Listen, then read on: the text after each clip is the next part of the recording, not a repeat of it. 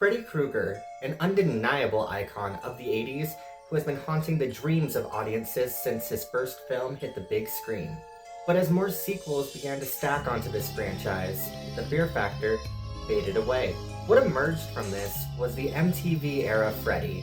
Gone was the terrifying dream demon, and in his place, a wisecracking showman.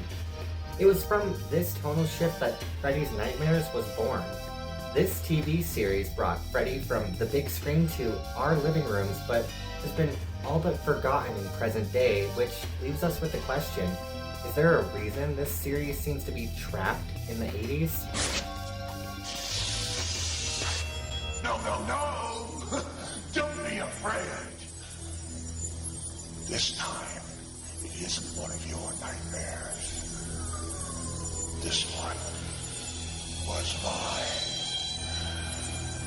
Hey guys, welcome back to the channel. I'm Justice, and today we're going to be jumping back into my Behind the Horror series, where I cover films that had a whole bunch of behind-the-scenes drama, or just a whole bunch of controversy surrounding them. And today we're going to be changing the format up just a wee bit. We're going to be covering Freddy's Nightmares, and instead of any drama or controversies, we're going to be talking about Freddy's jump from the big screen to television. I also want to point out too, before I jump into this video, that a lot of the information I got for this is directly from the Never Sleep Again documentary, and if you guys haven't checked that out yet, then I 100% recommend that you do. If you're a huge Nightmare on Elm Street fan, you'll find a lot of information in that about the entire franchise, and you won't want to miss a single minute of it. But with that all out of the way, let's take a look back at this forgotten television series.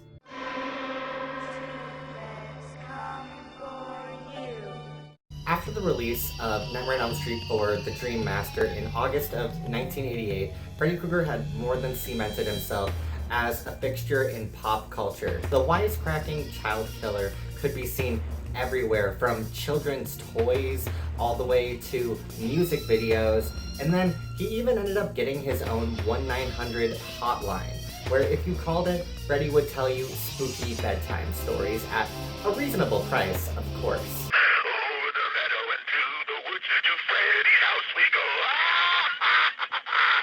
Freddy Krueger had become a full-blown brand, so of course studios wanted to capitalize and profit off the new character. So only 2 months after the release of Dream Master, we had Freddy's Revenge appearing on our television screens in October. Slight insert from Future Justice.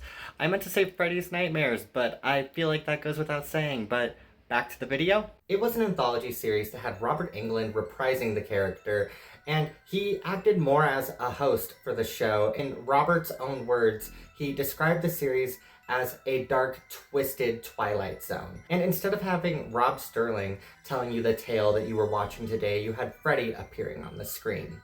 The show's unique structure had a runtime of 40 minutes, usually cut into 2 different stories that had a loose connection to them, but Freddy was very rarely the villain that you saw on screen. He, more often than not, served as the snarky commentator to the horrible things that you saw happening in Springwood. The directors had free rein to have some fun with the series and push boundaries, often filming scenes packed with gore and nudity they knew would eventually get cut. The biggest example of this was the season 1 finale, Safe Sex, which actually had 8 minutes of its runtime cut out before it ever hit TV screens. Many big names in horror directed episodes of the series, most notably Tobe Hooper, who is most known for the original Texas Chainsaw Massacre. He directed the pilot of the series, which also served as a prequel and a heavily retconned take on Freddy's origin story in one of the very few episodes that centered on Krueger himself.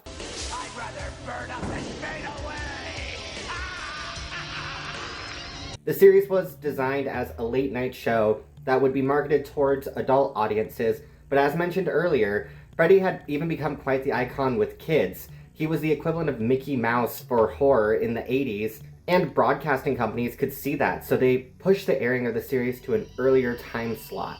With a much younger audience tuning into the show, parents quickly grew upset with the violent and gruesome content flooding their TV screens around dinner time at 5 o'clock. With the second season, they decided to try and lessen the adult content by lowering the budget and cutting out a bunch of on-screen gore to appease nagging parents, but in result, they alienated the older fans the show was originally meant for, the fans of the actual films. Finally, even though ratings for the series were still high, Warner Brothers canceled the show in March of 1990 to avoid further backlash from parents and fans, swiftly ending the series run after only 2 years, 2 seasons, and 44 episodes. Ironically, the series could be looked at as the beta version of Tales from the Crypt, which ended up garnering a bunch of the crew from Freddy's Nightmares after it was canceled. One thing that I think Tales from the Crypt learned from its predecessor as well was knowing to only do 20-minute episodes. You even briefly see in The Twilight Zone when they decided to go to 40-minute episodes, and that is largely considered one of the worst seasons of The Twilight Zone. Freddy's Nightmares using that format for the series sometimes made it feel very bloated and drug out as they tried to force connections between the two different storylines that they were trying to show you. And the rare instances where you had an episode where it was just one cohesive story from beginning to end, it felt like they were trying to stretch that razor-thin plot across the entire runtime. In many of the interviews, directors from this series talked about when they look back on it, they remember how fun it was to make, but overall now they see it as very corny and almost embarrassing, but they're still glad that they were able to have that experience and that they were just given a chance to be able to direct something for TV and to even just leave a small mark on such a big and iconic franchise. I must admit that I saw it when they just started rebroadcasting these shows on DirecTV. I didn't even realize that the show was coming back, and it had been many years. I'm just flipping through the guide and I see Freddy's Nightmares. I wonder, and I flipped it on and it was mine, and I watched it and my face just turned red. It's certainly the worst thing I've ever done. My worst work as a director, but it was fun. As for my personal thoughts on this series though, I'm not really surprised that the show has been left in the past. You can't even really watch it anywhere. Even right now, it's not streaming on anything, and it briefly, every once in a while, decides to pop up on Tubi. Screambox even had the series at one point, but more often than not, this series is stuck in a limbo. Even when you try to find physical media releases for this series, they only rolled out the first 3 episodes onto DVD back in the early 2000s, but sales were so low for it that they decided to scrap the entire idea of bringing it to the home market. And the only accessible episodes that you're able to get are 2 of which are on the Blu-ray collection. And it makes sense to me because this series is very much a product of its time. I don't carry the nostalgia for it that other people do. I wasn't watching it when it was airing, so I will fully admit that that's part of my bias to it. And quite frankly, this series, I just genuinely did not like it. I don't know if that's considered a hot take or not with Freddy fans by any means, but I am a big fan of the franchise. But really, I only hold a special place for those first 3 entries in the franchise. Everything that came out after that, for the most part, just feels like a downward spiral for what the franchise ended up becoming. I don't mind the wisecracking Freddy Krueger.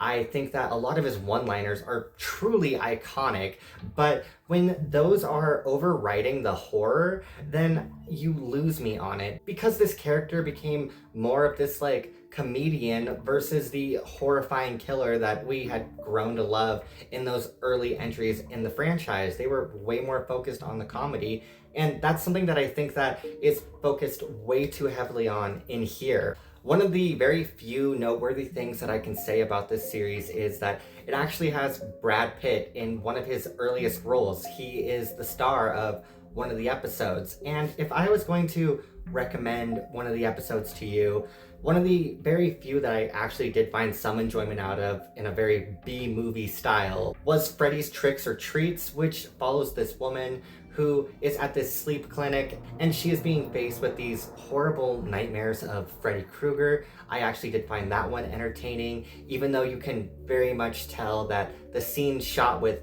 her in the episodes were shot separately from Robert Englund actually being there. He really only appears as an image on the TV, if that says anything. But I still had fun with it because he actually was a character in it, and it didn't feel like it was retconning anything from the franchise in a very poorly done, cheesy way like the pilot did, which I just wasn't a fan of. I don't think the direction in that episode was done very well. As much as I like Tobe Hooper and I love his other work, I just think some of the choices that he made in that episode were very strange, and a lot of it doesn't even follow stuff that actually happened in the first movie. Overall, most of the episodes just felt very cheap, and it felt like whenever there was gore, it cut away from it too quick, which I understand, it's TV, but it does take a lot of the fun out of it and a lot of the charm. And two, it's just very obvious that this series was just 100% a cash grab, because at the time Freddy Mania was in full bloom and they wanted to milk whatever they could from the franchise. You even have some of the directors from this talking about how they weren't able to add stuff to the continuity really because they didn't want to mess anything up that was going on with the ongoing movies. So they really did try to keep the series very separate from the movies, and you can see that with how rarely Freddy pops up. And even when he does pop up, they don't really add anything to the overall story of Freddy Krueger either. Just overall, and like I keep saying, I don't know if this is a hot take or not, but it makes sense to me why this series has become a relic of the 80s at this point. So yeah, Freddy's Nightmares, a show that manages to stay entirely stuck in the era that it was created. It was very cheap, chaotic, occasionally fun, but it's really just a bizarre cash grab that had Freddy Krueger moonlighting as this horror host versus being the man that murdered teenagers in their sleep. One thing I can say positive about this series, at least it paved the way for the Crypt Keeper to show up on our TV screens. It's no surprise to me that this series has faded into obscurity, but if you end up stumbling across a couple episodes of this show on some dusty corner of the internet, then you should give them a watch, if only to marvel at how far Freddy fell from being nightmare fuel to late night cheese. Alright guys, that's gonna wrap up this video today. You should let me know what you thought of Freddy's Nightmares in the comments below. Did you like it? Did you dislike it? I'd love to hear what your guys' takes are. Sorry if I was a little bit critical on a show that you might love. Like I said, I don't know if it's a hot take to say that this show is really bad, but I'm gonna say it, man. And if you're new to the channel and you want to see more content just like this in the future, then I would love if you hit that subscribe button right there. And if you guys have any requests for any future films that you want me to cover on this channel, I would love to hear those as well. I cover everything and anything horror on this channel. Anyways, with all that out of the way, this has been Justice, and I really hope to see you guys on the next one. Take care.